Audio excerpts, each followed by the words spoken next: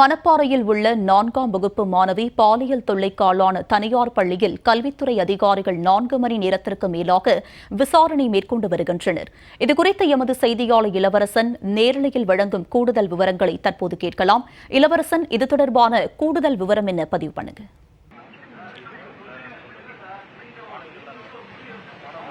கண்டிப்பாகமா. திருச்சி மாவட்டம் மணப்பாறையில் உள்ள தனியார் பள்ளியான ஸ்ரீ குரு வித்யாலயா சிபிஎஸ்இ மேல்நிலைப் பள்ளியில் நேற்று பாலியல் சீண்டலில் ஈடுபட்ட சம்பவத்தை அடுத்து நேற்று இரவு மாணவனுடைய உறவினர்கள் மற்றும் பெற்றோர்கள் இந்த பள்ளியை அடித்து நொறுக்கினர்.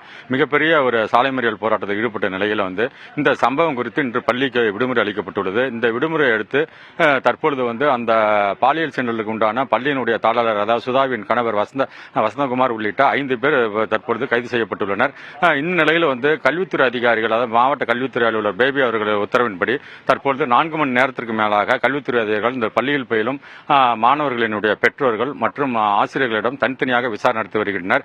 இந்த விசாரணை எதற்காக நடைபெற்று வருகிறது என்பது குறித்து தற்பொழுது கல்வித்துறை அதிகாரி விசாரணை நடத்தி வருகின்றனர். நமது ஒளிப்பதிவாளர் சுஜய் பிரகாஷ் இந்த பகுதியை காட்சிப்படுத்திக் கொண்டிருக்கிறார்.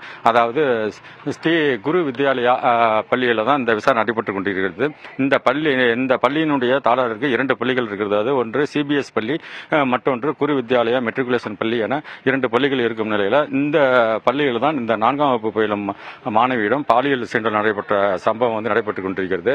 தற்பொழுது இங்கு உள்ள ஆசிரியர்கள், இந்த பள்ளியில் பயிலும் ஆசிரியர்கள் மற்றும் அலுவலர்கள், பள்ளியினுடைய அலுவலகத்தில் பணிபுரிவர் என பல்வேறு தரப்பினரும் தொடர்ந்து இந்த பகுதியில் விசாரணை நடத்திக் கொண்டிருக்கின்றனர். தற்பொழுது காவல்துறை பாதுகாப்போடு இந்த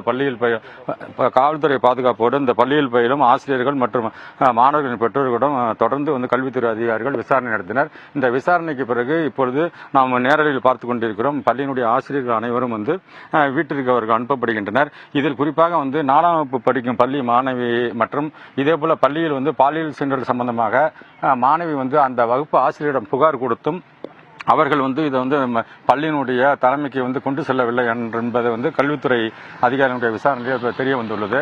தொடர்ந்து இந்த பகுதியில் 4 மணி நேரத்திற்கு மேலாக நடைபெற்ற விசாரணை முடிவடைந்து தற்பொழுது இந்த பள்ளியில் பயிலும் பாடம் நடத்தும் ஆசிரியர்கள் மற்றும் பெற்றோர்கள் அனைவரும் அனுப்பப்பட்டு வருகின்றனர். இந்த விசாரணை அறிக்கை மாவட்ட ஆட்சியருக்கு சமர்ப்பிக்கப்பட்டு துறை ரீதியாக இந்த இதில் நடவடிக்கை எடுக்கப்படும் எதிர்பார்க்கப்படும் நிலையில் வரும் திங்கட்கிழமை முதல் இந்த பள்ளி வழக்கம் போல் இயங்கும் எனவும் தெரிவிக்கப்பட்டுள்ளது. அதிகாரிகளின் விசாரணை தொடர்பான விரிவான விவரங்களை பதிவு செய்தமைக்கு நன்றி இளவரசன்.